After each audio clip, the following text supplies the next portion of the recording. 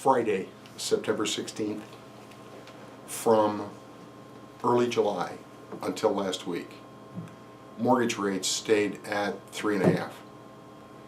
Mortgage rates are determined, the movement is determined by the 10-year Treasury note, which had stayed in a band between 1.5 and 1.6 for 2 solid months, which is most unusual. Most thinking about markets says that if you stay in a band that narrow for a long time, when you go out there's going to be an explosion. There'll be a great big move one way or the other. Well, we went out last week, but we went all the way from 1.6 to 1.7. That stopped. And trying to figure out what happens next, whether anybody should be worried about it, my vote is don't worry about it. The mechanism behind the move, why these rates are moving, borders on incomprehensible because it's out of historical pattern. Normally, good economic news, rates up, because it tends to mean inflation somewhere in the future. Lousy economic news, rates down.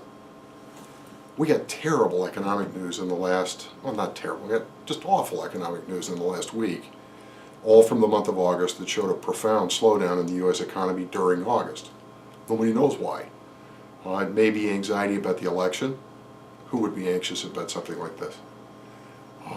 It may be nothing. It may just be a blip or a pause, but no real reaction in the interest rate markets. Long-term rates are trading directly off of central banks. That's the Fed, the Bank of Japan, the European Central Bank. We would trade off the People's Bank of China if we had any idea what it was doing. The Chinese may not know what it's doing. ECB, European Central Bank, 10 days ago said that